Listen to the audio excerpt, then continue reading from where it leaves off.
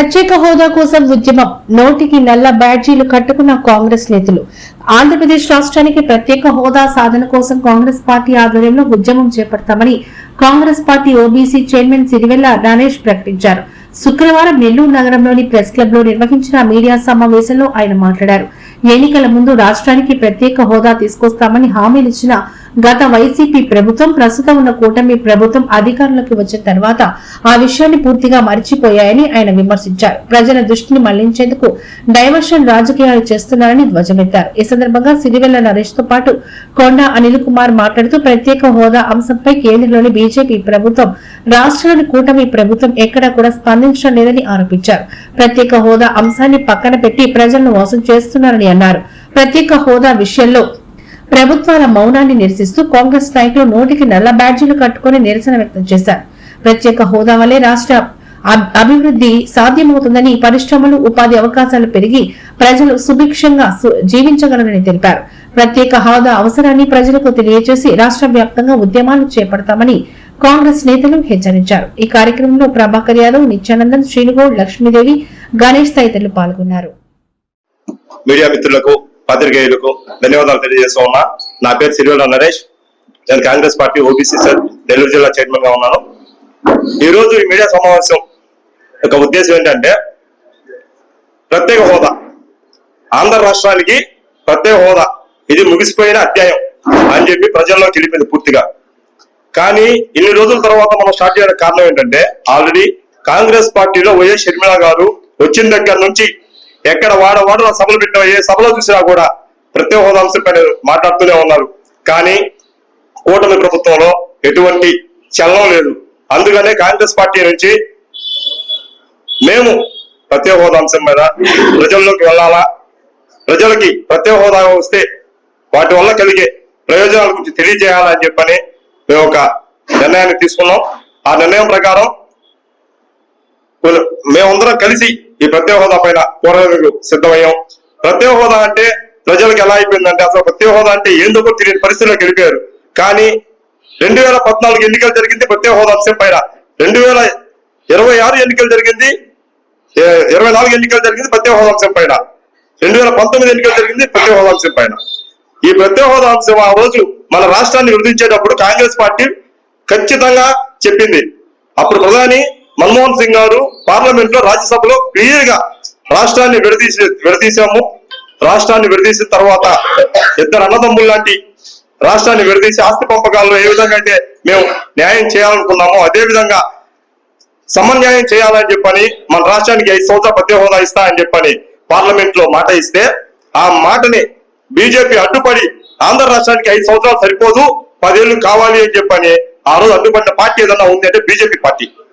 దానికి మద్దతుగా చంద్రబాబు నాయుడు గారు ఒత్తాసు పలికారు, జగన్ ఒత్తాసు పలికాడు. ఈ రోజు 2014 ఎన్నికల్లో బీజేపీ గెలిచిన తర్వాత ప్రత్యేక హోదా అనే అంశాన్ని పూర్తిగా పక్కదారి పెట్టించేశారు. అదేముందంటే 14వ ఆర్థిక సంఘం యొక్క విధానం ప్రకారం కుదరదు అని చెప్పని నేను ఒకటే అడుగుతూ ఉన్న కూటమి ప్రభుత్వాన్ని, ఆనాడు 2014 ఎన్నికల ముందు మీరు తిరుమల తిరుపతి దేవస్థానం సాక్షిగా మాట ఇవ్వలేదా అని చెప్పి అడుగుతూ ఉన్నా. ఆ మాటను మీరు ఎందుకు తప్పారు? ప్రజల్ని మోసం చేసినటువంటి ఈ పార్టీలు గద్దె దిగే వరకు, ఈ ప్రత్యేక హోదా రాష్ట్రానికి వచ్చే వరకు మా యొక్క ఉద్యమం ఆగదు అని చెప్పని ఈ రోజు నిక్కచ్చిగా ఖచ్చితంగా తెలియజేస్తూ ఉన్నాం. ప్రజల్లోకి ముఖ్యంగా ఈ ప్రత్యేక హోదా పైన ప్రజల్లోకి వెళ్తాం. వాడ గ్రామాల్లో నుంచి ప్రజలకి ఈ యొక్క ప్రత్యేక హోదా విషయం పైన తెలియజేసి ప్రత్యేక హోదా వస్తే మన బిడ్డల భవిష్యత్తు బాగుంటుంది, రాష్ట్ర భవిష్యత్తు బాగుంటుంది. ఈ రోజు మనం తినే అన్నం, మనం పండించే బియ్యం 65 రూపాయలు పెట్టి కొంటూ ఉన్నాం. కానీ ఆ రైతులకి గిట్టుబాటు ధర మాత్రం యథావిధిగానే ఉంది. అందుకనే మేము ఒక సామాన్యుడిగా, ఒక మిడిల్ క్లాస్ మనిషిగా మేము వచ్చి ఈ ఉద్యమం పైన ఖచ్చితంగా ఉద్యమం చేస్తామని చెప్పని తెలియజేస్తూ ఉన్నాం. నేను కొండా అనిల్ కుమార్, కాంగ్రెస్ పార్టీ నెల్లూరు జిల్లా సేవాదళ అధ్యక్షుడిని.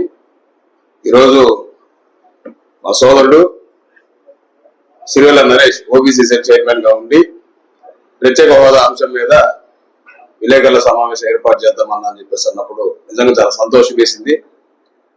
ఇప్పుడున్నటువంటి భారతదేశ రాజకీయాల్లో, ఆంధ్రప్రదేశ్ రాష్ట్ర రాజకీయాల్లో ప్రజల్ని పూర్తిగా బానిసలు చేసేటువంటి పనులు, చర్యలు జరుగుతున్నాయనేది మా యొక్క కాంగ్రెస్ పార్టీ శ్రేణులకి అందరూ కూడా మేము బాధపడుతున్నాం. ఎందుకంటే బీజేపీ ప్రభుత్వం మేము ప్రజల కోసం పనిచేస్తున్నాం, ప్రజల క్షేమమే మాకు ముఖ్యం, వికసిత్ భారత్, ముక్త భారత్ అంటూ రకరకాల పేర్లు చెప్తుంది తప్ప ఆ వికాసము అదాని అంబానీలకు తప్ప ఇంకెవరు కనిపించట్లేదు. ముక్త భారత్ అన్నారు. ముక్త భారత్ అంటే ఎవరి వల్ల ముక్త భారత్? ఈ రోజు భారతదేశంలో ఉన్న ప్రజలందరూ కూడా బానిసత్వానికి లోబడిపోతున్నారు తప్ప స్వతంత్రానికి ముక్తి లేకుండా పోయింది. స్వతంత్రం లేదు. స్వతంత్ర దినోత్సవ వేడుకల్లో భారీ ఏర్పాట్లు చేసి ప్రజలందరినీ దారి మళ్లిస్తున్నారు. కానీ ఈ బీజేపీ ప్రభుత్వం ప్రజలకు ఇవ్వాల్సినటువంటి స్వాతంత్ర సమరయోధులు పోరాడినటువంటి ఆ స్వాతంత్రానికి సంబంధించినటువంటి హక్కుల్ని నిర్వీర్యం చేసేలాగా బీజేపీ ప్రభుత్వం ప్రయత్నాలు చేస్తూ దానికి అనుకూలంగా వారి చర్యలను కొనసాగిస్తుంది. ఇదే క్రమంలో బీజేపీ ప్రభుత్వానికి గత ప్రభుత్వం అయినటువంటి వైసీపీ వంతపాడింది. ఇప్పుడు కూటమి ప్రభుత్వం కూడా గతంలో 2014లో అలాగనే చేసింది, ఇప్పుడు కూడా అలాగనే కొనసాగిస్తూనే ఉంది. ఎందుకు ఈ మాట అంటున్నానంటే, ప్రత్యేక హోదా కావాలి, ప్రత్యేక హోదా రాకపోతే ఆంధ్రప్రదేశ్ రాష్ట్రం రకరకాలుగా నష్టపోతుంది అని చెప్పినటువంటి చంద్రబాబు నాయుడు గారు కూటమి ప్రభుత్వంలో ఏమి ఉద్ధరించాడయ్యా అంటే ఏమి ఉద్ధరించలేక ప్రత్యేక హోదా వద్దు, ప్రత్యేక ప్యాకేజీ ముద్దు అని ఆ రోజు డ్రామాలు ఆడాడు. గవర్నమెంట్ ను పోగొట్టుకొని వైసీపీ ప్రభుత్వానికి అప్పచెప్పారు. వైసీపీ ప్రభుత్వంలో ఆయన ఏం చేశాడయ్యానంటే వ్యవస్థలు వద్దు, వాలంటీర్లే ముద్దు అని అన్నాడు. వ్యవస్థలని నిర్వీర్యం చేసి వాలంటీర్లని పెంచి పోషించాడు. దానికి అనుకూలంగా వాళ్ళు ముందుకు సాగారు. ఇప్పుడు మళ్ళా కూటమి ప్రభుత్వం వచ్చింది. ఇప్పుడు ఏం చేస్తున్నారయ్యా? ఆంధ్రప్రదేశ్ రాష్ట్ర ప్రజల భవిష్యత్తును ఉద్ధరించడానికి మీరు ఏం చర్యలు చేస్తారంటే, లేదు మా కాడ ప్యాకేజీలు డబ్బులు ఏమి లేవు, మా అందరి అకౌంట్లలో దాటి మళ్ళినాయి అని కొంతమంది డ్రామాలు ఆడుతూ ఆట విడుపులు. మంత్రులు ఎమ్మెల్యేలు ఏందండి ఈ వయసులో ఆటలాడుకునేది? ఒకరికన్నా జ్ఞానం ఉందా, ఇంగితం ఉందా? కింద పడితే ఏళ్ళు కాళ్ళు చేతులు విరిగిపోయే ఈ వయసులో క్రికెట్లు ఏందండి ఆడేది? సినిమా వ్యాసగాళ్ళు ఆల్రెడీ సినిమాల్లో కోట్లు సంపాదిస్తున్నారని వాళ్ళ మీద టికెట్ రేట్లు పెంచి గందరగోళం చేసినటువంటి ఇదే ప్రభుత్వాలు సినిమా వేషాలు ఏంటండి వేసేది? ఏ వ్యవస్థలో ఏ మంత్రి పనిచేస్తున్నాడో ఆ వ్యవస్థను ఏ విధంగా అభివృద్ధి చేస్తున్నాడో ఆ విధానపరమైనటువంటి అంశాలను ఎక్కడ లేవనెత్తుతున్నారు? లేస్తే తిరుపతి దేవస్థానంలో లడ్డు కల్తీ జరిగింది. లడ్డు కల్తీ జరిగిందా లేదా అనేది నువ్వేంది అడిగేది? నీ విచారణ ఉంది కదా, మీ కాడ నివేదికలు ఉన్నాయి కదా, వాటి మీద సత్వర చర్యలు తీసుకోమని చెప్పాలి కదా. ప్రజల్ని పిచ్చోలు చేసి బానిసలు చేసుకునే దానికోసంగా డైవర్షన్ పాలిటిక్స్ చేస్తున్నారు తప్ప ఆంధ్రప్రదేశ్ రాష్ట్రంలో ఎక్కడ కూడా ప్రజలకి లబ్ధి చేకూర్చే విధమైనటువంటి పరిపాలన గత 10 ఏళ్ల నుంచి ఇప్పటి వరకు ఏమీ జరగలేదండి. ఏదైనా అభివృద్ధి జరుగుతుందా అని అంటే అది కాంగ్రెస్ ప్రభుత్వంలో ఏర్పాటు చేసినటువంటి హక్కు నిధుల ద్వారానే డెవలప్మెంట్ జరుగుతుంది. ఇప్పటి వరకు మున్సిపల్ శాఖ మంత్రి చాలా సార్లు మాట్లాడాడు నారాయణ గారు. అయ్యా మేము చాలా అభివృద్ధి చేశాము, నగరాన్ని సుందరవనంగా చేశారు. ఎక్కడనే సుందరవనంగా చేశారు? మీ ఖాతాలో నారాయణ సింహ వ్యవస్థల్లో నుంచి తీసుకొచ్చిన డబ్బులు ఏమైనా పెట్టేమైనా అభివృద్ధి చేశారా? లేదు. రాష్ట్ర ప్రభుత్వం కేటాయించిన నిధుల నుంచి ఏమైనా తీశారా? లేదు కదా. కాంగ్రెస్ పార్టీ ఆ రోజు ఏర్పాటు చేసినటువంటి 2014 ఎన్నికలకు ముందు కాంగ్రెస్ ప్రభుత్వం ఉండింది. 2014 ఎలక్షన్లకు ముందు కాంగ్రెస్ ప్రభుత్వం హయాంలో విడుదల చేసినటువంటి హక్కు నిధులతోనే కదా మీరు అభివృద్ధి చేస్తున్నారు. గతంలో జగన్ చేసిందైనా, అంతకుముందు మీరు చేసిందైనా, ఇప్పుడు మీరు చేసిన అభివృద్ధి అయినా అంతా కూడా కాంగ్రెస్ పార్టీ హయాంలో జరిగిందా? ఆ హక్కు నిధుల ద్వారానే కదా. మరి మీరేంది అభివృద్ధి చేశారని చెప్పి డబ్బాలు కొట్టుకోవడం తప్పితే ఇక్కడ ఎక్కడ ఉంది? దీని మీద వ్యవస్థను నిర్వీర్యం చేసే విధంగా ఉన్నతాధికారులు కూడా మౌనం వహించడం అనేది రాష్ట్రంలో రేపు రాబోయే యువతకి తీరని అన్యాయం జరుగుతుందనేది జగమెరిగిన సత్యం. ఇప్పుడు చూడండి, మీరు కూడా గమనించండి, మీడియా మిత్రులు మీకు అందరికి బాగా తెలుసు. ఎక్కడికైనా వెళ్ళండి, ఏ వ్యవస్థలైనా సరే, ఎక్కడైనా సరే ఒకే ఒక అంశం మీద ఎక్కువ చర్చ జరుగుతుంటది. అదేంటంటే ఎక్కడ వ్యాపారాలు లేవు, ఎక్కడ ఆదాయ వనరులు లేవు, డబ్బు రొటేషన్ అవ్వట్లేదు. ఎందుకు అవుతుంది డబ్బు రొటేషన్? డబ్బు రొటేషన్ అవ్వాలంటే ఏం చేయాలి? వ్యవస్థల్ని చక్కగా నడిపించే ప్రభుత్వం ఉండాలి. ఆ వ్యవస్థను చక్కగా నడిపించే ప్రభుత్వము ఇచ్చేటువంటి రాయితీల ద్వారా కార్మిక రంగాలు కావచ్చు, పారిశ్రామిక రంగాలు కావచ్చు, అభివృద్ధి వ్యవస్థలు నిలదొక్కొని అభివృద్ధి చెందాలి. వాటి ద్వారా పెట్టుబడులు వస్తాయి. వాటి ద్వారా రకరకాల ఆర్థిక రంగానికి లబ్ధి చేకూర్చే విధంగా డబ్బు రొటేషన్ అప్పుడు జరుగుతుంది. నిరుద్యోగ వ్యవస్థ పోతుంది. నిరుద్యోగ వ్యవస్థతో పాటు ఉన్నతమైనటువంటి విద్యావంతులు మేధావులు కూడా తయారయ్యే అవకాశం వస్తుంది. ఇప్పుడు చాలా మంది ప్రజల్లో ఏమైనా చదివితే ఏమైనా ఉద్యోగాలు ఉన్నాయంటున్నారు. కారణం ఏంటంటే రాష్ట్రము ప్రత్యేక హోదా లేకపోవడం వల్ల ఇలాంటి పరిస్థితులు చవి చూసేటువంటి అనుభవాలు ప్రజలు ఎదుర్కొంటున్నారు. అదే నీకు ప్రత్యేక హోదా ఉంటే రాయితీలు పూర్తిగా ఆంధ్రప్రదేశ్ రాష్ట్రానికి కేంద్ర ప్రభుత్వం కేటాయిస్తుంది. ఎక్కడ కూడా డొల్లక కమిటీలు ఏర్పాటు అవడం కానీ, ఎక్కడ కూడా వ్యక్తులు వాళ్ళ వ్యక్తిగత ఖాతాల్లో డబ్బులు జమ చేసుకోవడం కానీ జరగదు. కేంద్రం నేరుగా రాష్ట్ర ప్రభుత్వ ఖాతాల్లోకి డబ్బులు చేకూరుస్తుంది. దానివల్ల రాష్ట్ర పౌరులుగా ఉన్న ప్రతి ఒక్కరూ అప్పు నుండి విముక్తి పొంది, బీజేపీ ప్రభుత్వం చెప్పినటువంటి విముక్త భారత్ అంటారు, ఆ బీజేపీ నుండి విముక్తి చెంది బీజేపీ పెట్టినటువంటి అప్పుల్లో నుండి ప్రతి ఒక్కరూ విముక్తులు అవుతారు.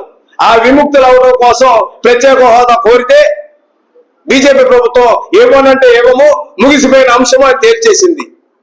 ఇక్కడ ఉన్నటువంటి రాష్ట్ర పెద్దలు ఏమన్నారంటే కొంతకాలం ప్యాకేజీ తీసుకున్నారు, వాళ్ళు లబ్ధి చేకూర్చుకున్నారు, ఇష్ట ప్రకారం జరిగిపోతున్నారు. లేదంటే అసెంబ్లీలో హెరిటేజ్ గురించి మాట్లాడతారు, లేదా అసెంబ్లీలో వాళ్ళు మమ్మల్ని తిట్టారంటారు. మీరు తిట్టుకునే దానికి మిమ్మల్ని ప్రజలకు ఎమ్మెల్యేలు గెలిపించాల్సిన అవసరం ఉంది. వీధి రౌడీలాగా పేట రౌడీ గుండాలాగా వీధిలో కొట్లాడుకోవచ్చు కదా. ప్రభుత్వ నాయకులకు ఒక్కరంత జ్ఞానం ఉందా, ఇంగితం ఉందా? మీరు చేయాల్సిన పోరాటం ఏంది?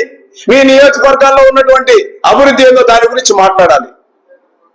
మీ నియోజకవర్గంలో, మీ గ్రామంలో, మీ మండలాల్లో, మీ రాష్ట్రంలో, ఈ రాష్ట్రంలో ప్రజల అభ్యున్నతి కోసం ఏవైతే పథకాలు సృష్టించి, అభివృద్ధి పథకాలు, సంక్షేమ పథకాలు రెండింటిని సమపాలనలో ప్రజలకు ఏ విధంగా మేము అందించగలుగుతాం అనేది మేనిఫెస్టోల పేపర్ మీదుగా కాకుండా ప్రతిపాదన చేసినటువంటి ఆ ప్రతి అంశాన్ని అమల్లోకి తీసుకొచ్చి చేయగలగాలి.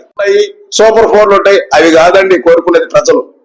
విద్యావంతులకు ఉద్యోగాలు, ఉద్యోగస్తులకు కావాల్సినటువంటి విద్యకు కావాల్సిన అవసరమైనటువంటి ప్రాథమిక అవసరాలు, వ్యాపార రంగంలో ఉన్న వాళ్ళకి పొదుపు చేయగలిగినటువంటి పరిస్థితులు. కాబట్టి బీజేపీ ప్రభుత్వం మన కర్ణాటకలో చేసిన పనికి వాళ్ళందరూ కూడా ఫోన్ పేలు ఎత్తేసారండి వ్యాపారస్తులు. కారణం ఏంటంటే వాడేసే 10 రూపాయలు ట్యాక్స్ అడుగుతున్నారు, వీళ్ళకి మాత్రం ట్యాక్స్ ఉండదు, వీళ్ళకి మాత్రం ట్యాక్స్ ఫ్రీ. ఎమ్మెల్యేలకి ఫోన్ కాల్స్ ట్యాక్స్ ఫ్రీ, ఎమ్మెల్యేలకి అలవెన్సులకి, ఆయిల్కి, అన్నిటికీ ట్యాక్స్ ఫ్రీ. కానీ వాళ్ళని పెంచి పోషించేదానికి కూలీ రాలి చేసుకునే ప్రజలకు మాత్రం ట్యాక్స్ కట్టాలి. ఇదే బీజేపీ చేసే ముక్త భారత్ ప్రయత్నాలు. కాబట్టి మీడియా మిత్రుల సమావేశంలో మిమ్మల్ని కోరేది ఏంటంటే ఈ ప్రత్యేక హోదా అంశాన్ని సోదరుడు తీవ్ర స్థాయిలో జిల్లా వ్యాప్తంగా తీసుకెళ్లాలని కృషి చేస్తున్నాడు. దానికోసంగానే ఇక్కడ తిరుపతి జిల్లా నుంచి వచ్చినటువంటి ఓబీసీ చైర్మన్ కావచ్చు, స్టేట్ జనరల్ సెక్రటరీ కావచ్చు, అలానే సేవాదళ కమిటీలో నేను కావచ్చు, లీగల్ సెల్ లో మా సోదరి కావచ్చు, అందరూ కూడా ఇక్కడ ఉన్న వాళ్ళందరూ కూడా మేము బాధపడేది ఏంటంటే రేపు మా తరము, మా తర్వాతి తరము, భవిష్యత్తు తరాలు అందరూ కూడా రాష్ట్రంలో ఇక్కడి నుంచి వేరొక రాష్ట్రానికి వలస వెళ్లకుండా ఉండాలి అని అంటే, ఈ రాష్ట్రం ప్రజల చేత కలకల్లాడాలని. ఒక కవి చెప్పాడండి, దేశం అంటే మట్టి కాదు, దేశం అంటే మనుషులేనని. అలాగా ఈ రాష్ట్రం మనుషులతో కలకల్లాడుతా వ్యాపార అభివృద్ధి కావచ్చు, విద్యా అభివృద్ధి కావచ్చు, అన్ని సక్రమంగా జరగాలనంటే ఆంధ్రప్రదేశ్ రాష్ట్రానికి ప్రత్యేక హోదా ఖచ్చితంగా అవసరం. అందుకనే మా నాయకుడు రాహుల్ గాంధీ గారు ఏమన్నారంటే, నేను ప్రధాని అయితే కాంగ్రెస్ ప్రభుత్వం హయాంలోకి వచ్చిన తర్వాత, పాలనలోకి వచ్చిన తర్వాత చేయబోయే మొట్టమొదటి సంతకము ఆంధ్రప్రదేశ్ రాష్ట్రానికి ప్రత్యేక హోదా. ఆ అంశం మీదే మా సంతకాలు ఉంటాయని అన్నారు. కాబట్టి ప్రజలందరూ ఆలోచించండి. నాయకులు, మీరు ఏ రాజకీయ పార్టీలో ఉన్నా, మీరు ఎలాంటి పరిస్థితుల్లో ఉన్నా, మీరు అందరూ కూడా పునరాలోచించండి. ప్రజల్లోకి ప్రత్యేక హోదా అంశాన్ని తిరిగి బలోపేతం తీసుకెళ్ళండి.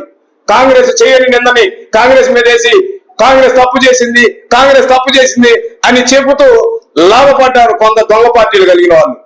కాబట్టి ఈ రోజు మేము కాంగ్రెస్ పార్టీ నుంచి మా వాదన వినిపిస్తున్నాం. కాంగ్రెస్ పార్టీ ఏ ప్రజలకి, ఏ రాష్ట్రాలకి అన్యాయం చేయలేదు. ప్రత్యేక హోదా అంశం మీద ఆ రోజు వ్యాఖ్యానం చేసింది కాంగ్రెస్ పార్టీ. ఆ రోజు వాళ్ళకి కావాల్సినటువంటి విభజన అంశాలను పొందుపరిచి లబ్ధి చేకూర్చే విధంగా అన్ని రంగాలు ఏర్పాటు చేసింది కాంగ్రెస్ పార్టీ. కాబట్టి ఈ కాంగ్రెస్ పార్టీ చేసినటువంటి ఈ సిద్ధాంతాన్ని, కాంగ్రెస్ పార్టీ చేసిన ఈ నిర్ణయాన్ని ప్రజల్లోకి అందరికి తీసుకుని వెళ్తే, ప్రజలందరూ ప్రత్యేక హోదా కోరితే ఖచ్చితంగా బీజేపీ మెడలు వంచి ప్రత్యేక హోదా మన రాష్ట్రానికి వస్తుంది. ప్రత్యేక హోదా వల్ల మన రాష్ట్రం గతంలో ఉన్నటువంటి 5 అతిపెద్ద రాష్ట్రాలలో ఒకటిలాగా మళ్ళా కలకల్లాడేటువంటి ఆ సౌజన్యంలోకి వస్తదనేది మా యొక్క అభిలాష, ఆకాంక్ష. కాబట్టి దీన్ని అధికారులకు, అది వ్యాపారస్తులు, ప్రతి ఒక్కరూ వయోతారతమ్యం లేకుండా, కులమత భేదాలు లేకుండా, భాష ప్రాంతం తేడా లేకుండా అందరూ కూడా ప్రత్యేక హోదా సాధన కోసం ముక్త కంఠంతో ఏకపదం మీద అందరూ మా కాంగ్రెస్ పార్టీ శ్రేణులతో కలిసి కోరాలని, కాంగ్రెస్ పార్టీ ద్వారా ప్రత్యేక హోదా సాధ్యం అవుతుంది కాబట్టి కాంగ్రెస్ కి సపోర్ట్ చేయాలని కోరుతుంటున్నాం. జై హింద్, జై కాంగ్రెస్.